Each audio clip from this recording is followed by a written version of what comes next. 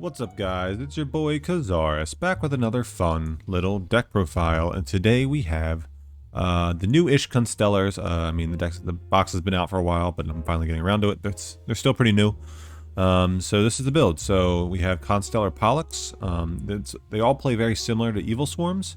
So Pollux is basically Evil Swarm caster. It just gives an additional normal summon. Constellar Sombre is basically recurrsion. This banishes a Constellar from the grave to add a Constellar from the grave to hand, a different one that you banished, and then it gives you an additional normal summon. So with like Pollux, you can go Pollux, normal summon Sombre, and then if the game's been going on, you can banish another Constellar from the grave, add something else back, and then normal summon again. Gives you 3 monsters. We are not playing any 3 material rank 4s just because I believe there are better options. If we had more extra deck space, I would definitely play them, but like Constellar Ptolemy M7 is really nice because you can overlay this on top of any Constellar Xyz monster, so you can go summon Omega and then overlay for Ptolemy M7. You cannot use M7's effect that turn, but if you can protect it for multiple turns and be able to bounce something every turn, it's just kind of invaluable. So I really think it's definitely worth playing.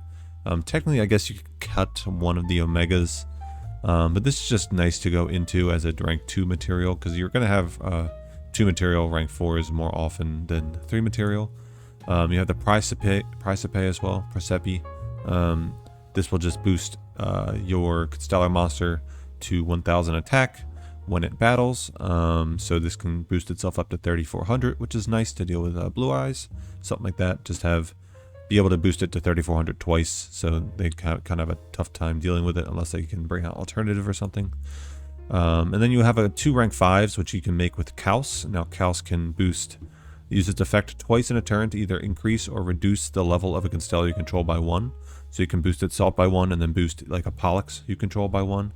I believe the rank 5s are much better than the rank 3s at the moment. Like we have Zen mains, which is okay, but Zen mains is kind of passive. I'd rather just have the option to either pop something face up or pop 2 sets with Zen Mayo or Adrius, which is really nice. They're both 2600 as well, which is pretty big. It's kind of relevant.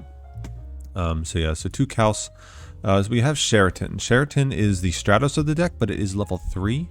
We do not have any rank 3s, but we are playing the skill level dupe. So if we go like Pollux, normal summon Sheraton, we have a level 3 and a level 4. Sheraton can search a Sombre for the following turn, and then you can level dupe reveal the Sombre, target the Sheraton, and make Sheraton level 4. And now you have a rank 4 play as well as a Sombre follow-up. So Sheraton's very nice just for like getting resources and follow-up plays, but the fact that it's level 3 is kind of hindering. So playing level dupe allows us to kind of play around that and also get the benefit of being able to play the Stratos in the deck and also make it a level 4. So that's really nice. We just have a bunch of staple traps. I don't know what to say. The deck isn't good enough on its own. The engine itself and the Xyz strategy isn't enough on its own. This is basically just a worse Satellar Knight deck. Satellar Knights are probably the best Xyz deck at the moment. I think, yeah, they're probably up there.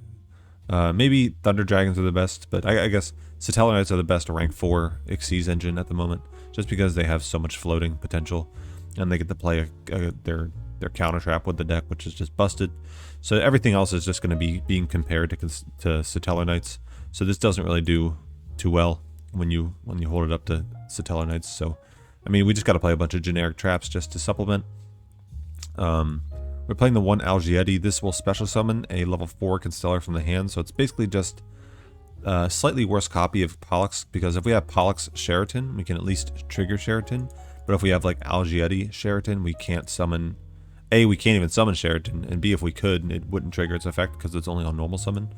But Algieti is just nice to have because you can go like Algieti summon Kaus.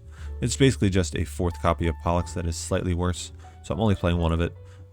Sombre, I'm only playing 2 of it because it's only good later game after you've already made a play, so I'd rather just be able to search it with Sheraton.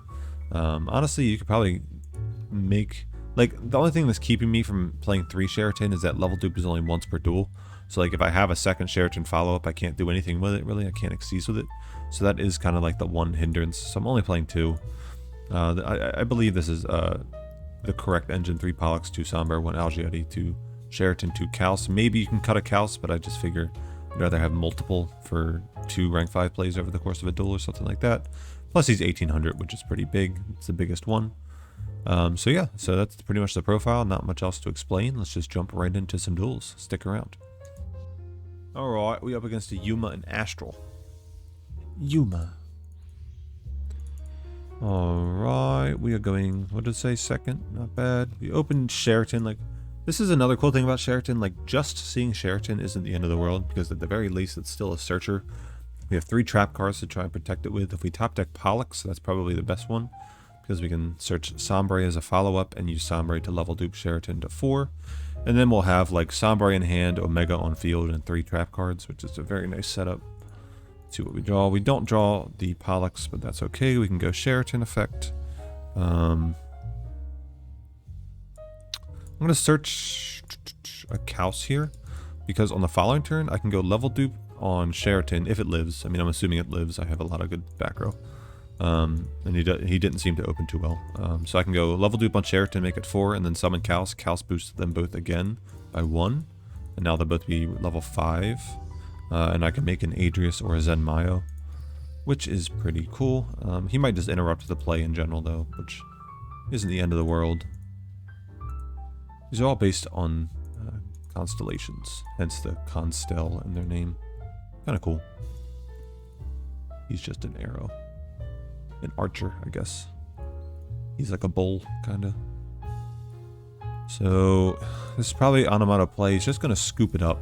But, I mean, we were in a very good position. We had 3 trap cards. We had a nice follow-up play that he might not have been able to stop. If it was Onomatopoeia, I guess, deck, then they don't play a ton of back row, so I think we would safely get our play off. But that's just going to be what we're going to be aiming to do for the rest of these duels here. Just kind of that setup, just sit on our Xyz monster and a bunch of back row.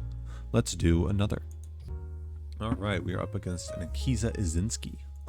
We're going first. Nice. Set up our Xyz. We just draw Sheraton again. But for just being the only monster that we draw, it is probably the best only monster to draw. We're going to add Kaus to our hand, just like last duel. We're going to go set double Fiendish Chain. If we have 2 of the same back row, assuming they only have like 1 Cyclone, and we want to have both Karma Cut and a Fiendish Chain, if we set both of our Fiendish Chains in the middle and the right, these are the most likely zones to be hit. So if they banish only one of our back row, we will still have a Fiendish Chain and a Karma Cut. Whereas if we set Karma Cut in the middle or the right, Karma Cut had a chance to be hit. So then we would be stuck with just 2 Fiendish Chain. But this way, when we set our back row like this, we have a higher chance of keeping a varied amount of different back row. So he's going to Dark in the end phase, add Dark to hand. He's going to Melody, discard Dark again, probably. I mean, it depends what he has in his hand. Discarding Raiden. Not too shabby, so we know he has 2 Levianeer and Dark in his hand. I said Levianeer. We have the Fiendish Chain for the Levy, so I'm not worried about that. He's going to charge. That is a disgusting hand. I mean, we know his whole hand now. Basically, he has Dark, double Levy, and Raiden. 1 card that is unknown. He milled Hawk, Aloof, Raiden, and Dark. I'm going to assume that is Roar in his hand. Just because he didn't mill the Roar, he's going to banish Hawk, Aloof, and Dark to summon Levianeer. Ooh, that's prismatic. That's nice. He's going to activate Levianeer effect. Chain Dark effect. We are going to chain Fiendish Chain on the Levy. Stop that from destroying our field. He's going to search probably Roar or Duo. Okay, he might, like I was saying, he might already have the Roar, so we know he has Dark, Levy, Duo, and Raiden in his hand. Yeah, because he discarded the Raiden first and then used to charge. Normal summoning Raiden. Wait, what does he have in grave? He has 1 Raiden in the graveyard. He's trying to set up another Levy mill. I think... do I just want to banish this here? If I banish this here, I don't have a guaranteed follow-up. But I stop him from the rest of his plays because he can't Duo, he can't Levy again. Raiden is guaranteed to mill. Assuming this is a standard Thunder Dragon build, they play 1 Melody, 2 Charge, and maybe they play Cyclone, but just going off of 1 Melody, 2 Charge, he only has monsters left in his deck. So he's guaranteed to mill the required for at least Levy. He might only mill. No, he's definitely guaranteed to get a dark and at least a dark in the grave. So he'll have Duo set up or Levy set up, whatever he chooses to summon. He can't Levy again. If I just negate Raiden, he can at least synchro. It's so annoying. I feel like I have to just banish this here, just to stop him from plays. I'm not guaranteed a follow-up play. Like, I have to draw a level 4 monster, which the odds are in my favor, I guess. I have 1 Sheraton left. What do I have? No, I have a Kaus, 3 Pollux. There's the Roar. So, I was right. It was Roar in hand. I mean, I couldn't play around the Roar, though. I just had to play around what I saw in front of me. So, he's going to add Hawk back, summon Roar. We can stop the Roar, at least. He's summoning Dark. I don't care about that, because he's just going to Duo. This is frustrating. Alright, now I have to specifically draw... yeah, I have to specifically draw Sombre, because Sombre can banish Sheraton, add back Kaus, normal summon Kaus, and then I have a play there that way. Oh shit, I was talking and I was distracted. God damn it. It's gonna pop my Sheraton and my... Yeah, I lose. I was talking and I was distracted. I mean, our odds weren't in our favor. I should have just finished the Heliopolis. But Sombre was the only card I could have drawn.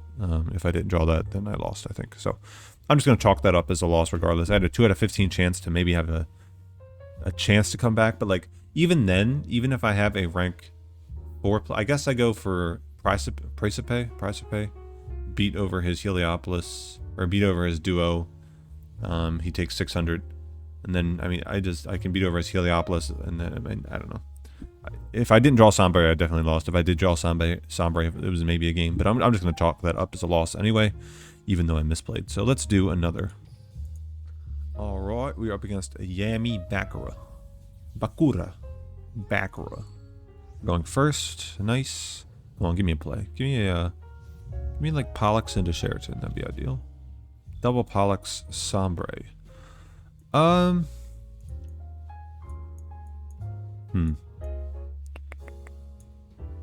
Yeah, I can at least go Pollux into Pollux. You don't get the effect twice. Even though it flashes, you don't get the normal summon effect twice because it says you can only gain this effect once per turn. I'm going to make... I can make Omega and then Ptolemy and then sit on a Ptolemy. Because either way, I wouldn't be able to use Ptolemy effect this turn anyway because he doesn't have a field. But Ptolemy is nice pressure. And if he answers it, like destroys it or something, I have Sombre as a follow-up. Yeah, I'm just going to make Omega into Ptolemy. That's not bad. I'm using this Omega here because I still have Praecipe as an option. Praecipe as an option.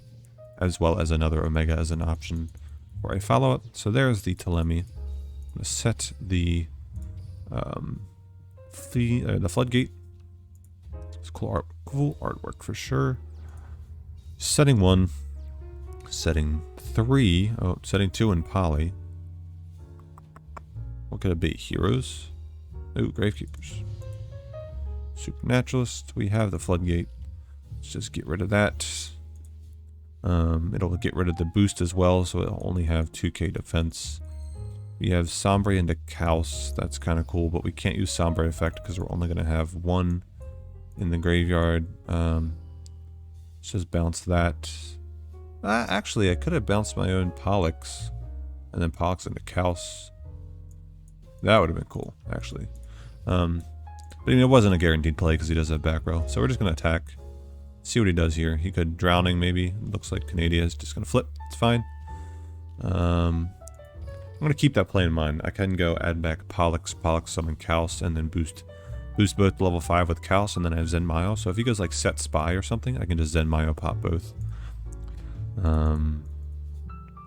He's not going to do that though. Okay. I'm going to draw. There's a Sheraton. Not too shabby. Flip summon my Ptolemy. There is another Canada.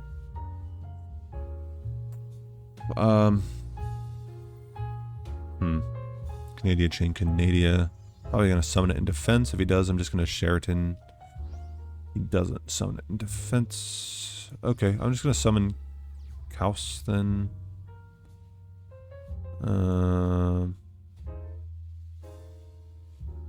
Attack.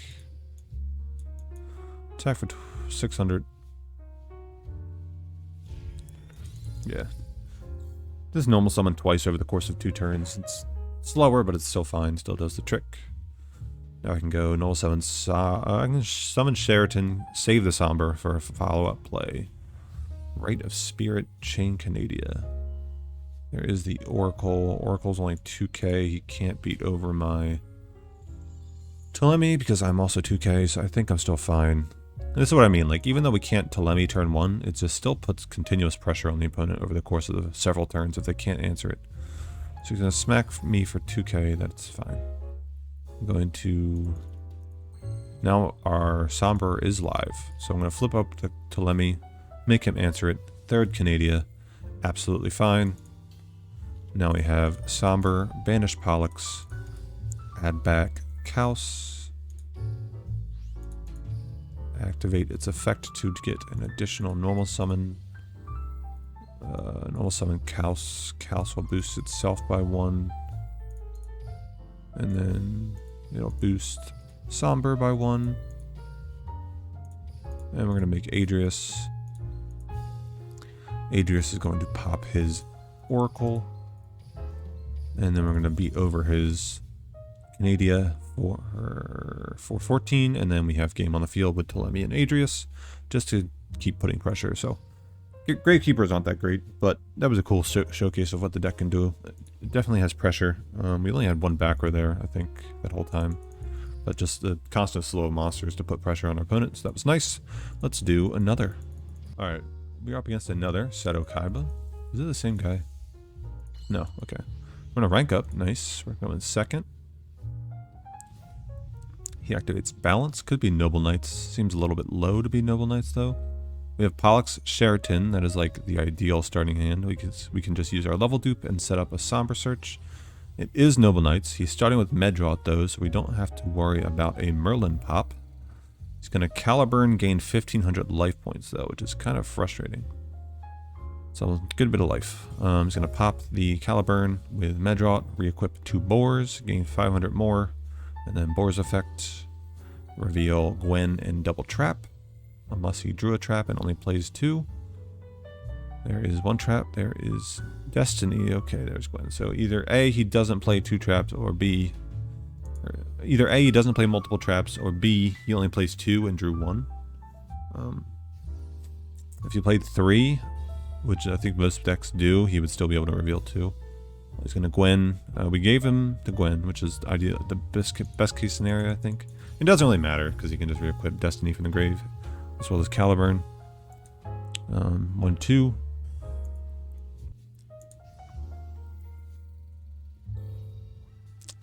There it is. It's gained 1,500 life. We have Algieti into Pollux, which doesn't trigger Pollux effect. Okay, so I'm still just going to go Pollux, additional normal summon of Sheraton. If he does banish me here, I still get the effect, so I can still just normal summon Sheraton. So he's going to floodgate. Okay, that's fine. I do still go Sheraton, search Sombre here. And now I have Karma Cut to just banish this bitch. Nice. And Canadia for the Dristan. Cool. Cool. This is kind of stuck on my field, though, which is annoying. But it's fine. He's going to end phase. He might activate the trap here. He's not. Alright, so I'm just going to banish the Karma Cut. I'm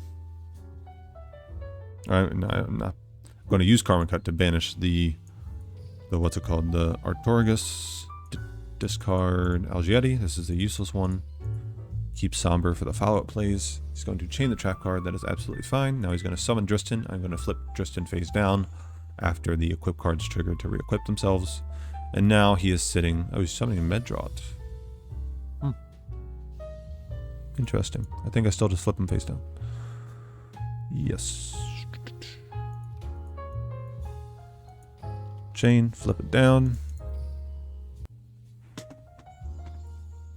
This is a cool artwork. It's got a little shadow in the background, which is funny because it changes to dark type. So he's going to normal summon Pelennor, activate Gwen, probably in the grave.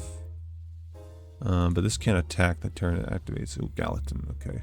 They might just smack me for 22, which is fine. Yep, so smack me for 22. Now we have Sombre effect to banish Algiadi, add back Sheraton, normal summon Sheraton to get a search, and then we have a rank up play into Persepi, I think. Yeah, probably Persepi, so we can just beat over this. Cool. That's why Persepi is still good to play. Now we go Sombre, banish Algiadi, add back Sheraton, activate Sombre effect to additionally normal summon the Sheraton, activate Sheraton effect, add probably another Sombre for a follow-up play. We can level dupe. Yeah, that makes sense, because we are still stuck with a floodgated monster, so there's no use trying to get multiple normal summons. Activate level dupe. Reveal the Sombre, target the Sheraton, make Persepi. This will deal with this Pelennor, and all he has is a flipped Medrot, which we can Fiendish Chain. I'm going to go to battle phase, attack, damage step, use Persepi. Since we can't Telemi this same turn that it's summoned, after we use its effect to just rank up over any Constellar monster, there's no use in going for it. So Persepi was our only out of there. He's going to flip a Medrot. Do not use Fiendish Chain right now because it is a normal monster. So the Fiendish Chain activation that is prompting me right now is to use it on my own monster. So do not use it. Now it is an effect monster, and when he uses its effect, now we can go Fiendish Chain target. The odds of him having a level 4 Noble Knight are slim, I think. Maybe not too slim, but small. So he can technically make Custonin now. He does not have it though. Cool. Cool. That is ideal for us. We have Kaus.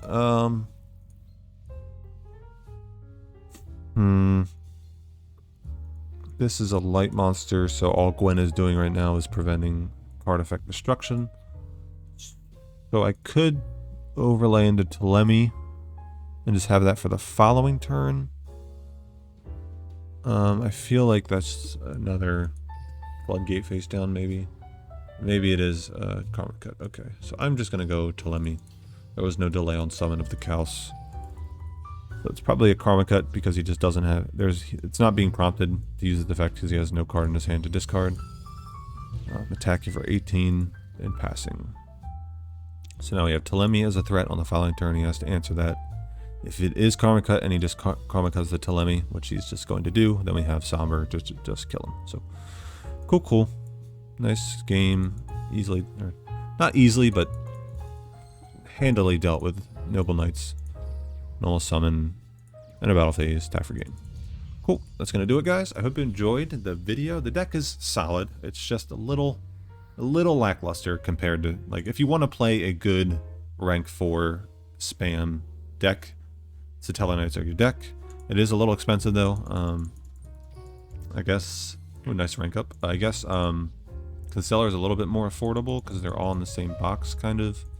This is from farming, what's her name? Sarah. Same with this. Kaus, Sombre, and Pollux are all in the box. I mean, you still do need a bunch of Steeple Trap cards. But, I mean, Adrius is I guess Adrius and a Corn are in the same box, I think, along with Zemmaio, and then all of the Constellar Xyz are in the new box as well. So the deck is a little bit easier to get than Satellar Knights for sure. So if you want to check this out and you have the resources, go ahead. But I hope you enjoyed the video. I will catch you guys in the next one. Peace.